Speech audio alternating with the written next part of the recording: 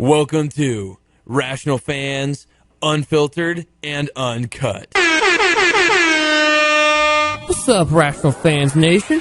Tom Brady is the system quarterback. For the second week in a row, I've had three guys play on Monday night and Sunday night football, and they've all scored a combined 15 points. Mason, no one cares about your fantasy football team. This is Rational Fans with the Z. Hello and welcome to another edition of Rational Fans. I'm your host, Rhett Koblenz, joined here by only one person today, Evan Kruger. Well, the Cubs are trailing in the NLCS. In other news, water is wet. No surprises there. You know, I last week I watched a 2-hour documentary about the Steve Bartman incident, and it really got me in the mood to, watch the Cubs lose in a spectacularly inept fashion.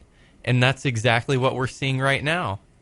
Well, while we're on the topic of baseball, let's just go ahead and get that discussion out of the way. The Cubs trail the Dodgers 2-1 in their series, and the Blue Jays trail the Indians 3-1 in the ALCS. And the Indians have been pretty good this postseason. That's their first loss was yesterday.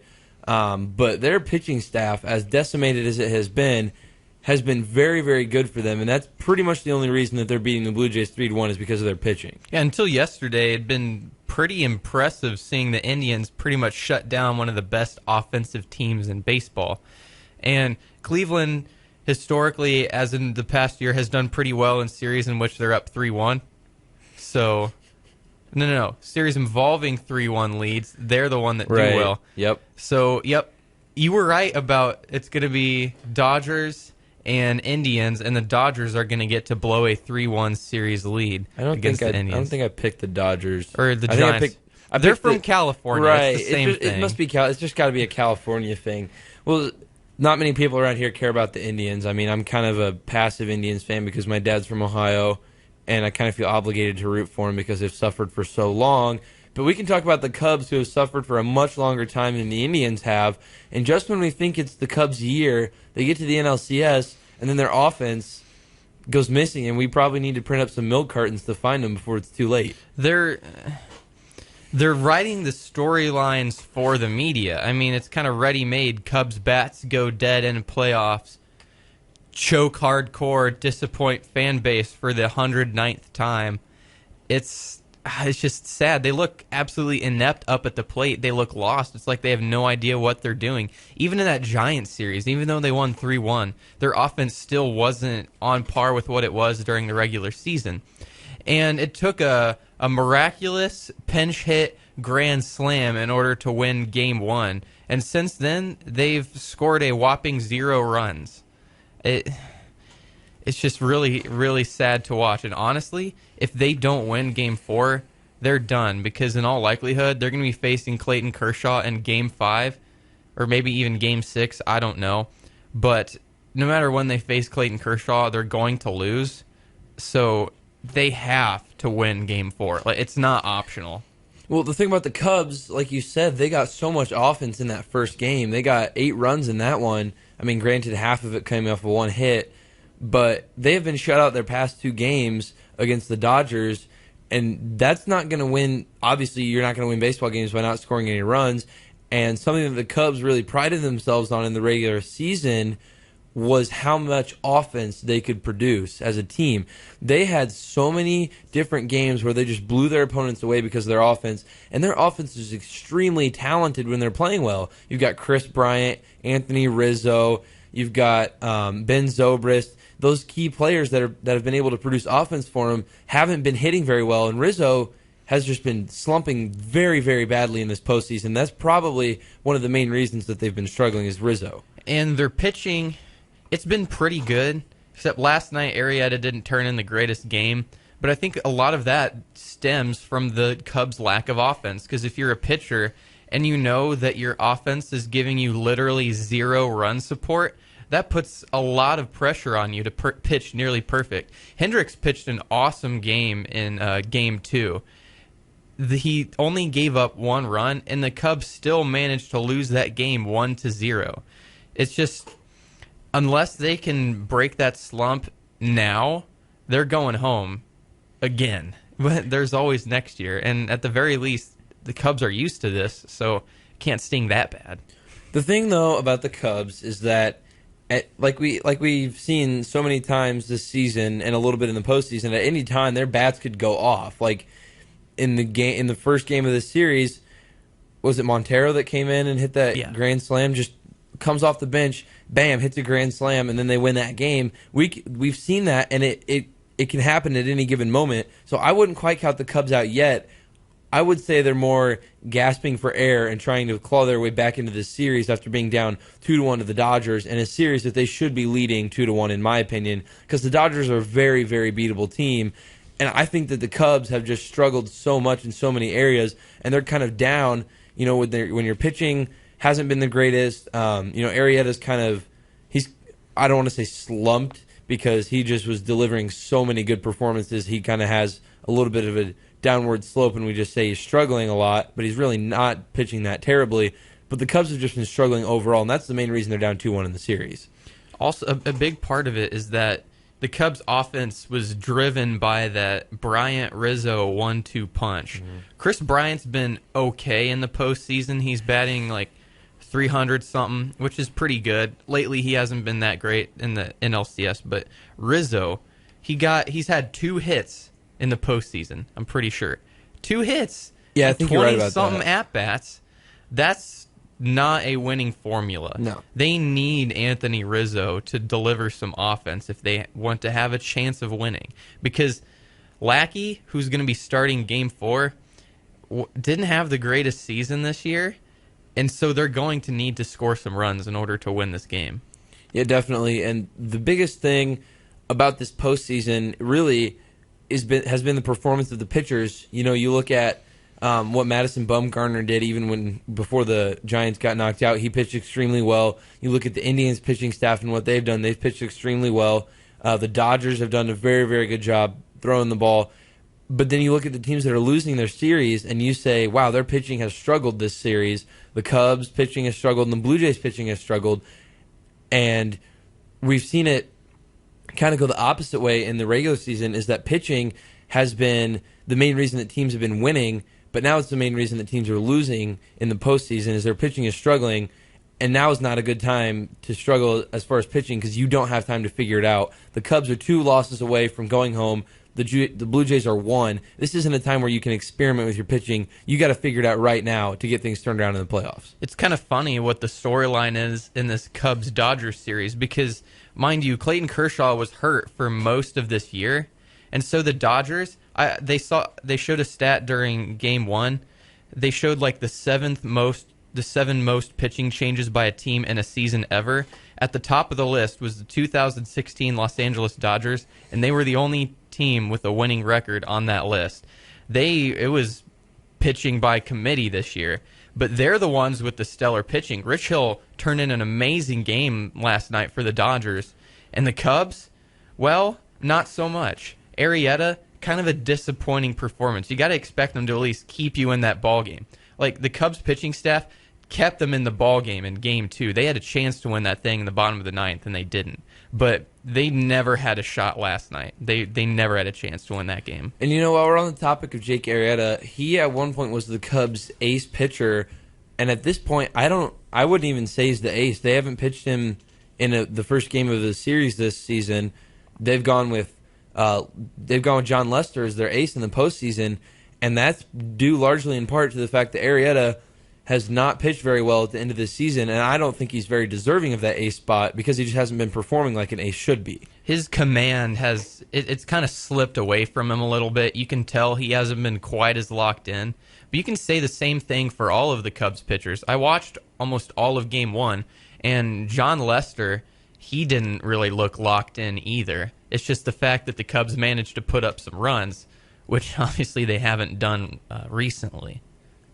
And, one of the big things to look at is in tonight's game between the Dodgers and the Cubs, if John Lackey shows up like John Lackey normally shows up, the Cubs are going to be facing a 3-1 deficit with Clayton Kershaw. In my opinion, easily one of the top 3 pitchers in baseball. You could make a case for him being the best. They're going to be facing him on the mound in an elimination game tomorrow. And that's going to be almost impossible to overcome because of the way Kershaw has been pitching this postseason, and he's been totally opposite of what he's been in the past. In the past, he's been roughed up so many times by different teams, but this year it's different for the Dodgers, and they are definitely believing that they can knock off the Cubs. And that's the most important thing you can have in any sport is believing in yourself that you can knock off a team. And so the Dodgers are a scary team right now, and the Cubs are just struggling to combat the Dodgers and all the talent that they have. And so the Cubs are seriously struggling right now. Evan, we just talked about baseball for 10 minutes by ourselves. I'm really proud impressive. of myself. You did a great job. See, what I do is I make sure not to quote any stats and not name too many players, because if I do, I will probably embarrass myself. I can steal the main talking points from SportsCenter and pretend like I know about baseball for 10 minutes is probably my max. So, yeah. Well, we just did it. There you go, Rational Fans Nation. We're going to move over to college football now. I think we can talk about this for, 20, 30 minutes. Let's talk about what just happened in the 7th week of college football. Let's start off with some struggling teams. Let's talk about Mason's favorite, the Tennessee Volunteers. They got walloped Holy by smokes. Alabama this weekend. They were saying this is the preview of the SEC championship game. And I believe them. I mean, Tennessee will probably win the East or West or whatever the heck they're in. But they're going to get trashed by Alabama. Alabama is so much better than Tennessee is. They were absolutely no competition. Tennessee looked like a JV football team out there. 49-10. It's like they don't have any respect for themselves. And you just got to think that Alabama has the SEC locked up. I mean, they still have to play A&M. But does anybody think that A&M is going to give them a challenge either? I certainly don't. No, I really don't think that A&M is going to give them a challenge. I think it could be a good game, but I think ultimately Alabama is going to pull away from that one. But we'll look at that in a second when we look at this week's games. Another team that went the opposite direction and just barely escaped was Clemson. They won their game in overtime, 24-17 over North Carolina State, 4-2 North Carolina State. North Carolina State missed a 33-yard field goal as time expired. Their kicker was lined up in the middle of the field, which is like the perfect place to kick. All you have to do is just get it 33 yards downfield pretty much, but he misses it wide right. Clemson goes on to win, and they escape and keep their playoff hopes alive, and they really should have lost that game. That's how you lose a scholarship. You miss a 33-yard game-winning extra point or field goal against the number 2 team in the nation. As soon as they missed that kick, I thought, all right, Clemson, they're going to win in overtime. And they did. Yep. I guess it's a Clemson tradition, quote unquote. Clemson has a lot of dumb traditions. Like they slap that rock before they go and play. But they rush the field whenever they beat anybody. Yep. And that's probably the lamest tradition in all of college football. You barely beat North Carolina State. You didn't even do it on purpose. Like they won it for you. Yep. Clemson hasn't, even against Louisville, they just didn't look like a college football playoff team. Like they're only number 4 because they haven't lost yet. I just get the feeling that if Clemson and Louisville played again, I just think that Louisville would win. Clemson has not been impressive this year. Their offense has been really subpar. I don't think Deshaun Watson should even be in the Heisman conversation because he just really hasn't played like a Heisman caliber player. Let's talk about another close game, Nebraska and Indiana. Nebraska pulling that one out, 27-22. I just want to say props to, was it Zach Riley? Is that what his name is? The kid who made that ridiculous catch in that game. Riley. So. I know his last name is Riley. I don't know his first name. But props to that guy. Ball gets tipped around, gets kicked off of an Indiana defender, and he comes down with it. Brandon Riley.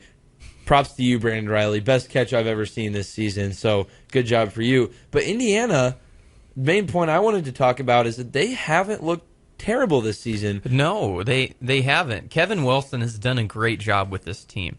The reason that Indiana hasn't won some of these games is because they're one of the worst offensive teams in the red zone in all of college football. But even still, they've had opportunities to win these games.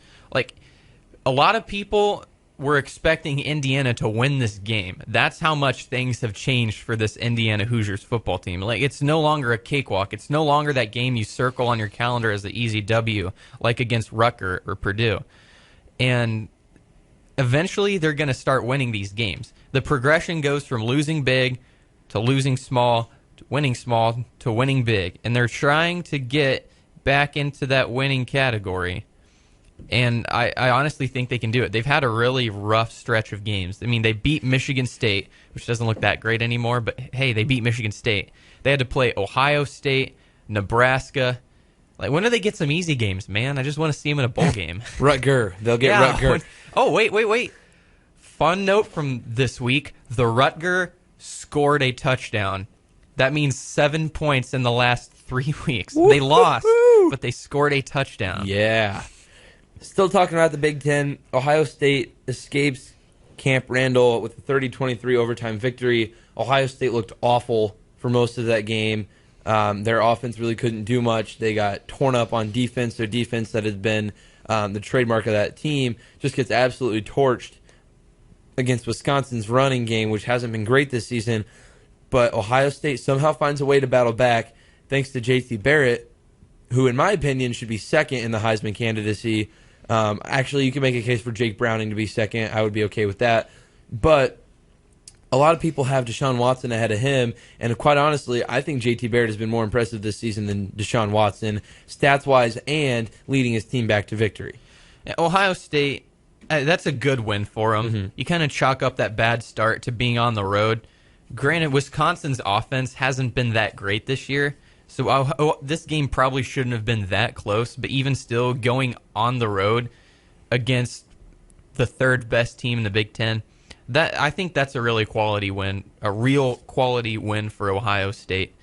And I think you're right. J.T. Barrett, he's been a leader for a long time, and I'm surprised that his name doesn't get thrown around more in the Heisman conversation, because he's had so much success in his career, and he really knows how to win football games. I can't really think of a reason why he wouldn't be more of a candidate for the Heisman. I mean, most of Ohio State's wins this season have come because of J.T. Barrett having his way with teams. He just forces his will upon them, including in the Wisconsin game. He didn't have the best night passing again, but granted, he was way better than he was against Indiana. But he led the team in rushing with 21 carries for 92 yards and 2 touchdowns, and Mike Weber was second with 11 for 46. That's their running back getting 46 yards, and J.T. Barrett is pretty much carrying that offense, which could be a problem if teams start to figure out how to stop him. But nonetheless, he's had his way with teams this season. I mean, he tore up Oklahoma against Indiana. He just ran all over them. He couldn't throw the ball, but he ran very well. And Ohio State is a scary team when J.T. Barrett is playing well. But if J.T. Barrett's off his game, Ohio State's probably going to lose, which was a perfect example. We saw a perfect example in the first half of the Wisconsin game because Ohio State was just off, and they were losing at halftime, and it looked pretty bad for the Buckeyes. Some more notable news from the Big Ten. Purdue finally fired old Darrell Hazel. He's finally got canned. 9-33. You know, Purdue football being terrible is really good for Indiana football. So I really hope they make a really bad coaching hire. Mm-hmm. Like, that's kind of what I'm cheering for. Like, I'm half hoping that they hire Darrell Hazel again. Keep that bucket. Yeah, it's like the only thing. Well, I actually doesn't matter because they got that spittoon thing from Michigan State this year. So you can have the old Oaken bucket or whatever it's called. I'm going to say that I'm just going to be honest with you. I really don't think that you guys will be able to keep the spittoon because pretty sure Mark D'Antonio is going to find a way to get his team back to beating IU next season. Almost certainly. But at least for this 1 year, Indiana has that weird bronze thing that people spit in, and that is awesome. What kind of a trophy is that? I mean, it's kind of cool, but weird, man. Like, you know? That's like something that you'd expect to see, like maybe in the Big 12, like these teams out west. But Indiana versus Michigan State was just like the battle of I-69 or something. You should have had like a pothole or something as the trophy. I don't know where that comes from. I don't know what a bucket has to do with Indiana versus Purdue either, but I don't know. I mean, teams have these random trophies. What does a turtle have to do with Ohio State versus Illinois? The Illabuck? It's a turtle that they paint the score on the back of each year. I mean, I've been to an Ohio State game at Illinois twice, and Ohio State won both of them, so it's kind of cool to see that trophy like being passed around through the Buckeyes, but it's just weird, man. I mean, college football's got some great traditions, but I would say trophy naming and trophy creation isn't one of them. Let's look ahead. Let's look at the rankings, and then we'll talk about some games coming up this week. Not much shakeup. Alabama stays at 1, Ohio State at 2, Michigan at 3, Clemson at 4, 5, 6, 7, Washington, Texas, A&M, and Louisville. Rounding out the top 10 is Nebraska, Baylor, and Wisconsin. So the Big Ten puts 4 teams in the top 10 once again this week. That's crazy. The Big Ten has gotten a lot better. Like, before the season, I expected the Big Ten West to be absolutely terrible.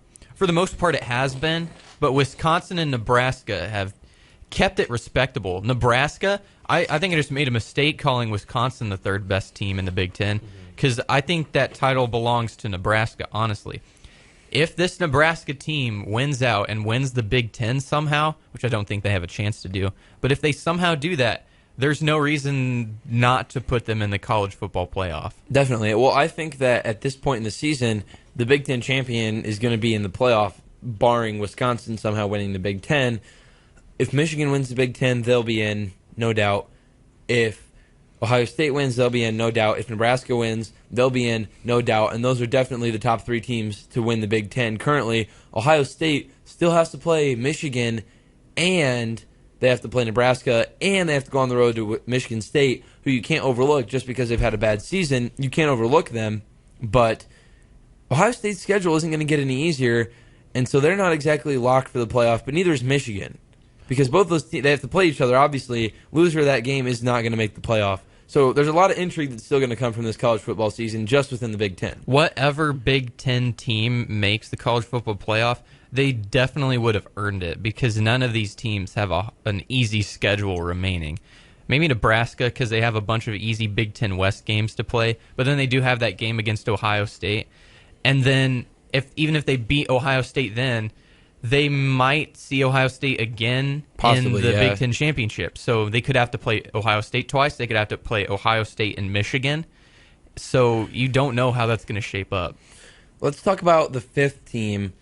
On the outside looking in here, you got the Washington Huskies. They're just on the cusp of getting into that top 4, which at this point doesn't really matter. It doesn't matter until November 1st, which is when the first college football playoff rankings come out. But Washington's kind of sitting on the cusp of breaking into that playoff picture. They got a pretty key matchup coming up in 2 weeks against Utah. Number 19 Utah has kind of been this season, but that's still a big matchup.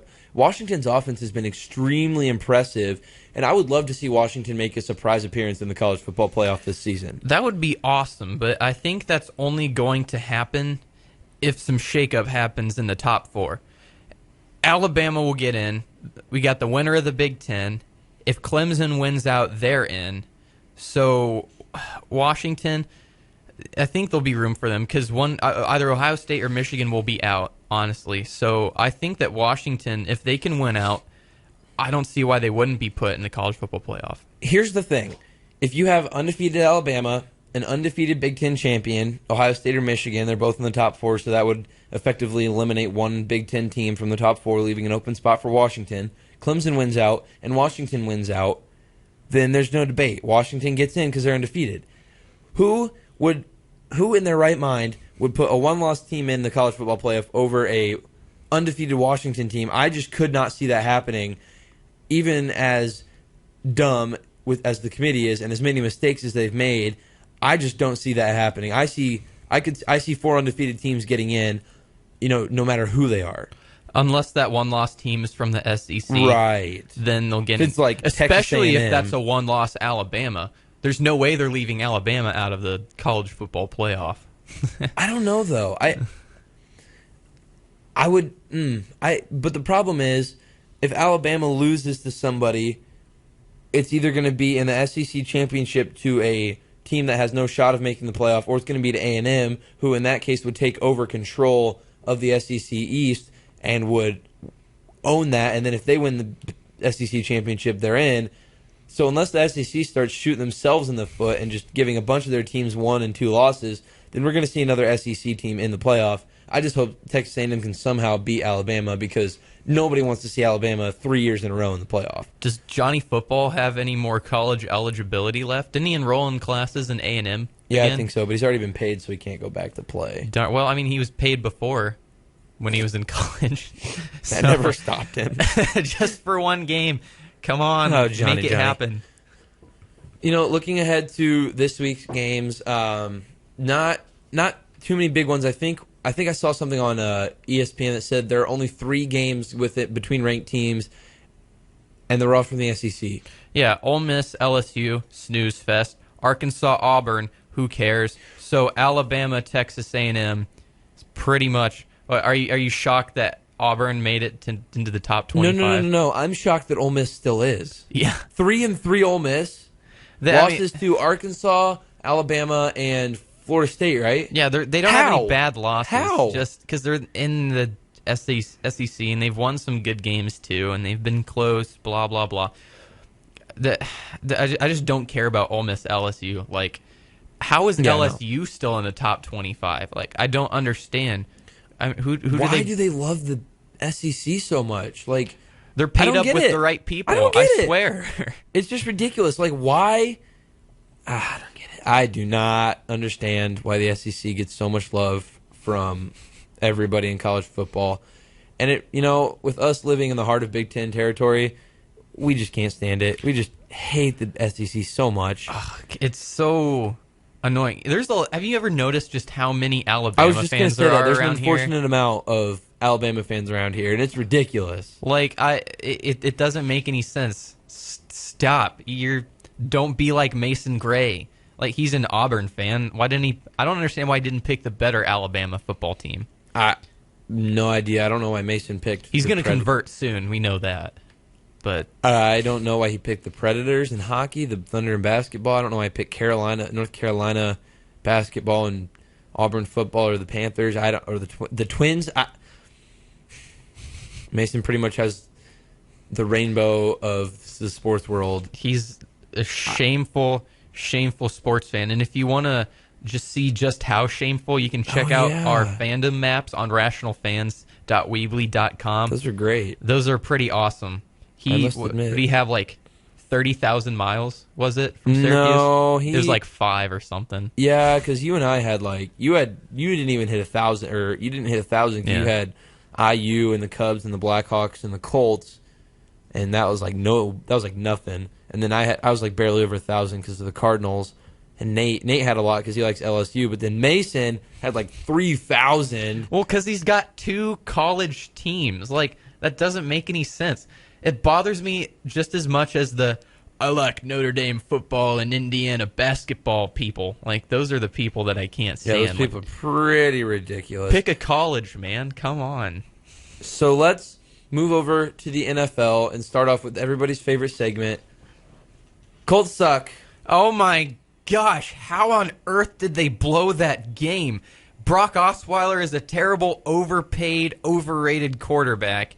They gave up that game-tying touchdown to Teen Vampire and Whitey McWhiterson in 3 plays. It was completely embarrassing. Mason didn't put our episode of Rational Fans from last week on YouTube because he's lazy. But what I talked about last week is Ryan Grigson just throwing Andrew Luck under the bus. This was just another example of how this is not Andrew Luck's fault completely. I mean, he's kind of complicit in it, but their defense is just sad, and their cornerbacks are made out of glass. Their GM doesn't know what he's doing. Their coach, who made his name in the NFL on defense, has the worst defense in the NFL. They had the ball with a chance to score in overtime. They could have won it, and they didn't. Just a sad occurrence. They had a chance to win it before overtime. I know. They had 49 seconds and 2 timeouts to go down the field, and they couldn't get Vinatieri within 60 yards because he can make anything as long as he's on the other team's side of the field. Goodness gracious. They had a 14-point lead with like 3 minutes left. Please, I'm almost excited that they won this game because I don't want them to make the playoffs because I really want them to fire Ryan Grigson, and I'm also starting to want them to fire Chuck Pagano. Yeah, me too. Because I get the creeping suspicion that he doesn't know what he's doing. Yeah, I mean, the thing about being Colts fans is that ever since we were born, we have been spoiled like no other fan base. Like, we were born the year after they drafted Peyton Manning, who's quite possibly the best quarterback to ever step foot on an NFL field, and so we've known nothing but success. Nothing but success. And now all of a sudden the Colts are struggling, and we tend to complain about it, and I like complaining about it because it makes me feel better, even though I'm not doing anything because I can't do anything. But in my opinion, the problem with this whole situation is not even necessarily Ryan Grigson. It's not even necessarily Chuck Pagano. It's not even necessarily the defense or the trash can offensive line. Well, half of the offensive line. One half is good, the other's not. It's Jim Irsay. If he were to fire Ryan Grigson, that would be public admittance that he made the wrong choice. I've been saying it for a long time.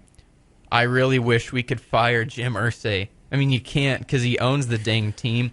But I don't know, he's always off, doing something at a bar, making awful decisions because he's not entirely of sound mind. He is probably one of the worst owners in sports. I mean, you're right. Maybe I should turn my manufactured outrage to Jim Irsay instead of Ryan Grigson. Let's start a Fire Jim Irsay petition. Yes. That'll go over well. Yes. We're going to a Colts game in December. You're going to one in November, too. Mm-hmm. We're going to one together in December along with Nathan Perrick, who's one of our buddies who's not on the show. We could get that petition going and maybe pass it around the stadium. And if everyone in the stadium signs it and everyone in the stadium donates $10, we might be able to buy the team from him and kind of have a Packers-type situation where the fans own part of the team. That would be awesome. That'd be a lot better. Then we can hire Bill Polian. Yes, because he's a Hall of Fame GM, and we fired him? The man who brought in Peyton Manning, Reggie Wayne, Dwight Freeney, Marvin Harrison, Robert Mathis, Marvin Harrison, Jeff Saturday, all these awesome players, and then we get rid of him for a guy who I don't even know what he's doing. Where did Gerson even come from? I looked it up a few weeks ago, where he played and stuff. I think he played for the Bills or something. He won a Super Bowl as a defensive line coach or whatever. I don't even know. Okay, all right, yeah. Okay, let's talk about some other games. The Thursday night game was Broncos and Chargers. The Chargers actually managed to win that one, 21-13. And the Broncos, granted they didn't have Gary Kubiak, which I would say was a big part of the problem that night, but they struggled. They just really struggled in that game. They found out that Trevor Siemian can't throw the ball down the field all that well. He threw 50 passes in that game, and they lost.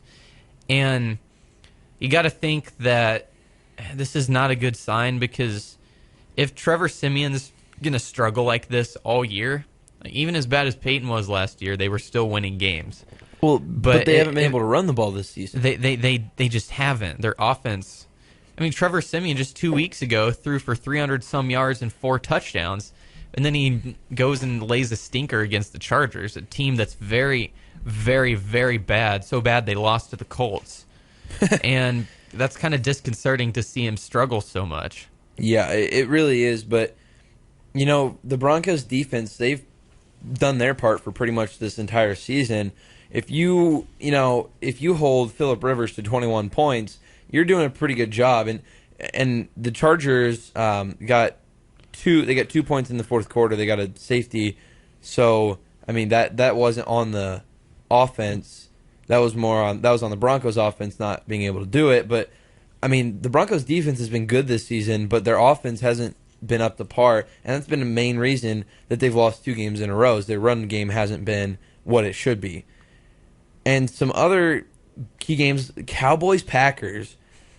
Dallas marches into Lambeau, beats the Packers by 2 touchdowns on a pretty pedestrian day by Aaron Rodgers, but Dak Prescott keeps rolling, and now you have to seriously think, Do the Cowboys really think that they need to put Tony Romo back at quarterback with Dak playing this way? Putting Tony Romo in would be a massive mistake. It would be a terrible thing to do to this organization, and it would destroy this football team's success. And it's exactly what Jerry Jones is going to do because he is the worst GM owner in all of sports. And coach.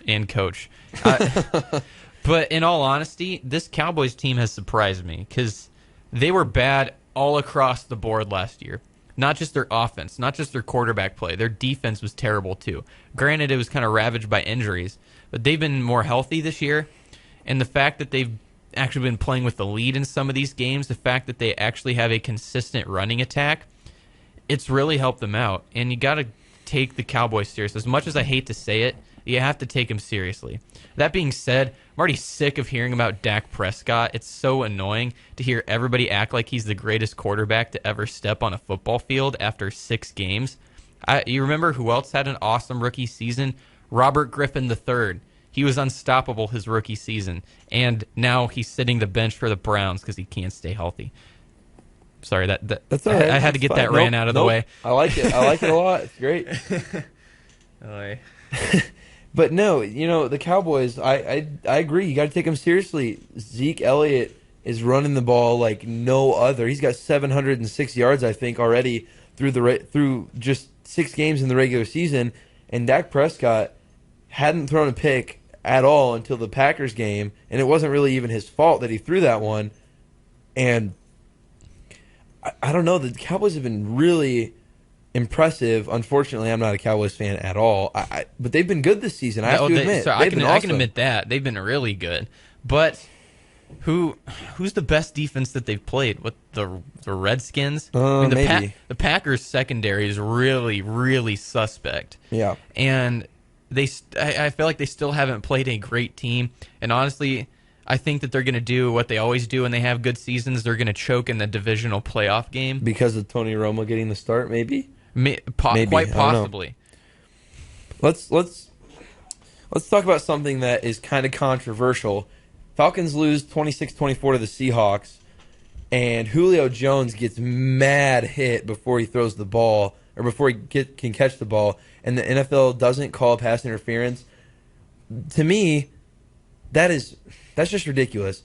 I saw a stat, and I'm not making this up. I'm not Mason. Okay. Pass interference calls have been up 32% this season. And they don't get. And they didn't call Julio Jones. That was one of the most blatant, terrible no calls I've ever seen on a passing play. I mean, it was really bad. And so the NFL is going to get the fruit basket ready, the apology wagon. Hey, we're sorry we screwed your team. Hopefully better luck next time. Like better. as Nate would say, better luck next time. Yeah, for real. Come on. And it's almost as bad as like some replacement ref stuff. It just hurts. Like, I'm not even a Falcons fan, and that's just wrong. I felt like I, as an American citizen, was wronged on that play. The Seahawks always seem to get the benefit of bad officiating, like going back to that horrible Hail Mary type deal on what is it, Thursday Night Football or whatever against the Packers. That was a long time ago. Was that our 8th grade year? I think it was. Yeah, it was. That was a long time ago. It was bad. That's 4 years. Wow. Anyway, and the Seahawks, they find another way to win. They're kind of meh this year. I mean, they're good. They're certainly not the best team in the NFC. I think it's Vikings, then Cowboys, and then Seahawks in terms of the best teams in the NFC. A surprise team, the Redskins, after starting out 0-2, they've won the last 4 in a row. You like that? I don't. I'm annoyed by the Redskins for some reason. I really am. I like Kirk Cousins. When he got drafted out of Michigan State, I kind of felt bad for him because he wasn't going to get to play. Unfortunately, it was Robert Griffin III's team for a while, but now he's getting a shot, and I like seeing that. And he's actually performing pretty well for the Redskins. As we're sitting, we're watching, they got Fox News on here in the studio, and it's some folks in a pool with umbrellas dancing around, and there's cheerleaders for some reason. Anyway, back to the Redskins. Did you see Kirk Cousins, one of his teammates, went to IU, and well, I don't know if his teammates, but a good friend of his went to IU, and they kind of had a bet over the IU Michigan State game. Oh boy! So like the next week, Kirk Cousins showed up to Redskins press conference in an IU football sweatshirt, and it was hilarious. He was probably like super not happy about that. But he was grossed out about that, but I loved it. Whatever. It was fun. Nate's not here, so we can kind of skip talking about the Vikings, but they are 5-0. They've looked really good this season. They got to play the Colts later on in this season, December 18th. That's when they're gonna lose. That's it. That's the game. Well, you know what Nate said? He said he's going to that game in Minnesota, and he said that the Vikings are going to be 13-0, and they're going to rest their starters, and the Colts will beat them, and he'll be like, it'll be okay. But I mean, whatever. It's just friendly trash talk. But I hate to bring it up, but we got to talk about it. Tom Brady's back, and the Patriots are 5-1, and they might be the ones to win the AFC and probably the Super Bowl, because I don't know if anyone from the NFC can challenge them. So gross. The Patriots, why are they so darn good? It's like Tom Brady's going to play till he's 50, and he's going to be throwing 40 touchdowns a year until he's 50, and it's annoying. You know, the Oakland Raiders are 4-2 this season and sitting atop the AFC West. Could we see them contending for the 2 seed in the AFC this season? I don't trust the Raiders all that much because they have a culture of losing. They haven't been good since 2002, and they just laid a big stinker against the Chiefs. I mean, 26-10. That's kind of a sad performance. When their offense is on and clicking and Derek Carr is throwing the ball around, they can be pretty good. Khalil Mack's kind of gotten off to a slow start this year. I don't think the Raiders, they're in that second tier in the AFC.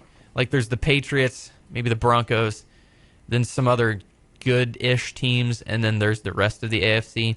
I'd say the Raiders are good-ish. I would say that in that good-ish tier, you could put probably the Steelers. And maybe the Bills this season. I would say the Bills have been I've been pleasantly surprised by the way the Bills have played. They took it to San Francisco this weekend, and I was happy. Holy smokes! Because stupid Kaepernick. And you mentioned the Steelers, and after laying a huge egg in Philly a couple weeks ago, they lose to the Dolphins. Elite teams don't lose to the dumpster wasn't even close Dolphins. Either. 30-15, and the score was closer than the game was. It seemed like Jay Ajayi blew up that game. Torched them. He did. And this week in fantasy, both my starting running backs have buys, Jonathan Stewart and Ezekiel Elliott, so I'm kind of screwed. So I have to start Duke Johnson and hopefully Jay Ajayi if I can get him on waivers if no one else claims him. I'm just going to put him in for 1 week and then drop him.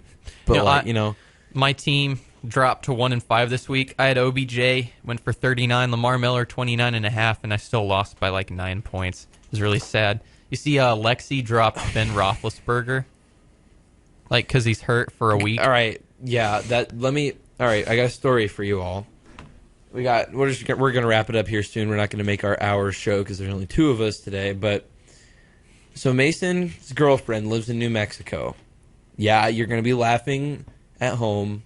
We're kind of used to it. Like she lives in New Mexico, just kind of numb to the fact at this point. Yeah. So anyway. She's in our fantasy football league because we had 9 guys, couldn't find a 10th, so we just stuck her in at the last minute. Mason basically drafted for her almost at the certainly, draft, pretty much. She's like on FaceTime with him or whatever, and he's like, hey, you should draft her or this guy. She's like, all right, whatever. So she's down, I don't even know, she was down 99 to 80-something, or no, 99 to like 60-something, right, before Monday Night Football. She has Brandon Marshall and David Johnson. Wins 99.5 to 99 over one of our best friends, Jarris Boyer. I'm sorry, buddy. Just makes me mad. We all mourned for you. And then it's obvious she doesn't know what she's doing. She dropped Ben Roethlisberger for a week. I picked him up off of waivers because I'm first in the waiver order because I'm last in our league. Oh, nice. So it's not like I'm ever going to start him because he's hurt this week, then as a bye. And I just traded the worst trade ever for Russell Wilson. I traded LaShawn McCoy because I don't have a quarterback. LaShawn McCoy for Russell Wilson and Isaiah Crowell. And I was lavishly awarded with 10 points from Russell Wilson last week. It was I won embarrassing. if Nate was here, we could razz on him a little bit. He scored like 56 points this whole week. It was in like fantasy. 42 and a Oh, half. yeah, right. Yeah, I beat him. I had like 77 and I beat him. I could have played either of you and won. I've had the most points scored against me out of anybody. I got negative 17 from the Panthers defense this week. like and the I dropped election. them. I It's dropped rigged. them. I'm going to start by going week by week defense pickups because, like, I'm going to pick whoever has the Browns that week because the Browns are just terrible. So I got the Bengals defense this week because they're playing the Browns. So. Fun story. I have the Rams defense, and they managed to get back up to 1 point this week Nice. because Matthew Stafford took a few knees, which brought the Lions' total yardage back under 350. So they went from 0 to 1 point Yes. after a few knees. Oh, I love it. Thank you for tuning into this week's edition of Rational Fans. We will be back next week with another great episode. Next week, we're going to go ahead and do our NBA preview, so we'll try and get your buddy Tim Conley on the show. Tim Conley. He's a The huge one show Bulls he shows fan. up for each week or each year is the NBA preview. So we're going to annoy him by telling him that LeBron is the Definitely. best basketball player of all time. and he will get mad, and it will be great. You will not want to miss that next week. Thank you for tuning into this week. For Evan Kruger, I'm Rhett Copeland saying thank you for listening.